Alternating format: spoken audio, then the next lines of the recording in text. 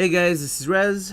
Last couple of videos we did a bunch of stuff. I went a bit quickly on this console thing and I want to come back to it now.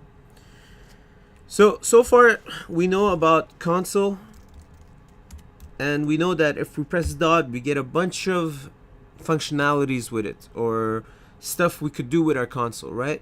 And one of those major thing was Readline that we've been using. Okay, now hello worlds, yeah, that sounds pretty cool. So we give it a string and then it will output that to our console, which is really cool.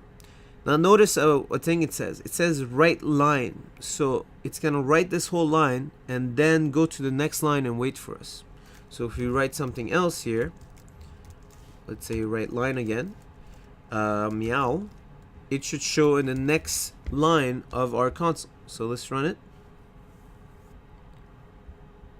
Close this old one, and we would see here hello world takes one whole line and meow takes a whole line.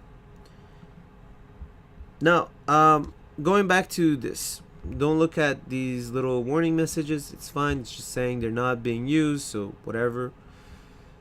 There's actually another one we should take note of, and that's called console.write. So let's just redo the same thing, hello, and I'm gonna end it there with a space, and then I'm gonna write console.write woof. Okay, now if we run it, the write comparatively to the Readline is just writing to wherever the cursor is, and then it's gonna leave the cursor there. So if we notice again, Readline takes a whole line, Readline again, meow takes a whole line. Then over here we say hello. Okay, so meow left our cursor here. Then we write hello with a space, so our cursor comes to around here. And then the last thing we say is add woof and leave the cursor there. Notice there's no Readline, notice the cursor, it's at the end of our line. So this is really nice. You could make a whole sentence by having multiple lines, right? So you could do this with variables too, you could put them together, you could make something more intuitive to the user using a console, right? So that's for the Readline and write. It's going to be up to you when to use them. However, you could also do string there we go. You could do string concatenation. What does that mean? Is you could put 2 or 3 or 4 stuff and make it into one string. So let's try that before we move on. Console.writeline, and we're gonna write let's see what kind of variables we have. We have this hello world is there, so we're gonna say multiple characters, that's our variable, plus I don't know, let's say plus the answer to life is plus, and let's put one last variable. We're gonna put a number in there, let's say whole number. So I put whole number and I close it off. So now if you notice inside my Readline I have multiple characters, which is a variable of string, plus the answer to life is, which is a normal string, plus the whole number. So this is all going to be converted to string and be used as a normal string. So let's try it running it. So if you remember last line, write left the cursor at the end of woof, right? So the cursor was here. The next thing we did was Readline, multiple characters, that was hello worlds with all the exclamation. Then we concatenated the plus the answer to life with a space. So if you notice right here, there's a space. The answer to life is, and we left it off there. Concatenated with the whole number, which was 3, and that's what we got. Okay. And obviously the cursor is going to go to the next line. If you notice, the cursor is waiting here because we wrote a Readline. So that's for console write and Readline. Well, what if I want to get some value from my user? Well, this is the moment we do console.read, right? If we start typing the Intellisense, we get read, read key, and read line. Now, looking at this Intellisense, you get a bunch of stuff. Notice on the right, read gives you back an integer. That's because it gives you back only a character, and the character is also an integer. We're not going to get into it, but it gives you back an integer. The read key gives you a console key, so it tells you which type of key was pressed, which is kind of interesting, but meh, not for us yet. Then there's console read line. This gives you a whole string of whatever the user enters. So as the user enters anything, it'll capture it, and the moment he presses enter, it's going to give it back to you. Okay, so that's what we're going to use. So we're going to say console read line, and we're going to put it inside one of my variables. Let's say multiple characters, multiple,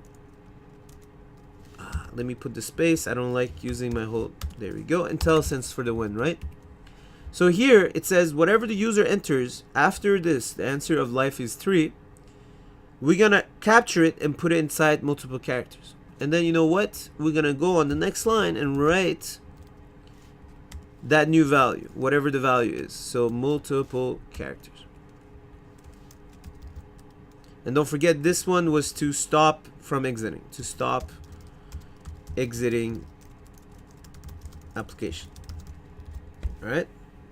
So let's just run it, see what it gives. Close this old one. So hello wolf, hello blah blah blah. The answer to life is 3. Now it's waiting for the user's input. So this would be this line, console.readline. We're gonna say no, the answer is not 3. And we're gonna press enter. And what you gotta notice is that value is gonna be saved in the multiple character, which is a string, right? And then we're gonna display that value. So we're gonna press enter on our console, and we see it again because we're writing that line.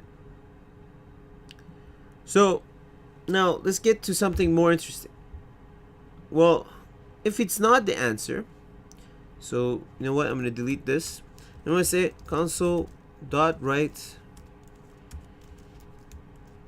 what do you think is the answer. Alright, now notice me using the right is going to make the user write on the right side of this. This is going to be interesting.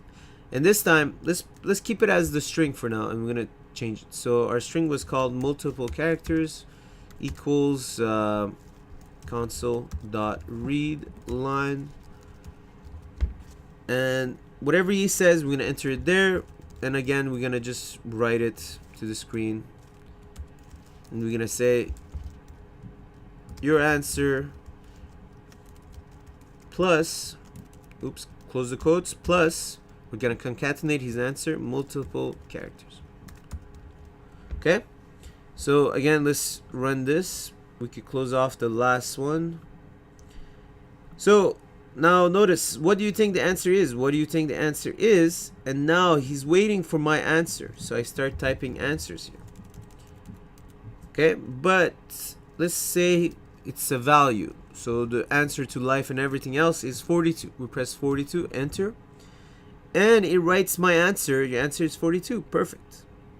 Notice the thing here, because I wrote right, the user could actually write on the right side, which makes it look much more cleaner. So a question and an answer right beside each other. I read that answer. I put it inside this variable or this box, whatever you want to call it. And then I display it by concatenating the string with the answer the user provided. Now, a string is not a value I could manipulate really well. It's a string. It's like artwork. I can't do much with it. I want to actually put this inside my, let's say, my whole numbers. All right. So I want to put this whole number here.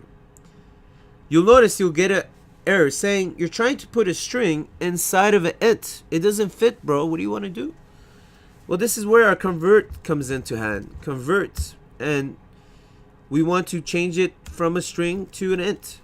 Well, whatever it is, I want to convert it to an int. So to int32, right? And then here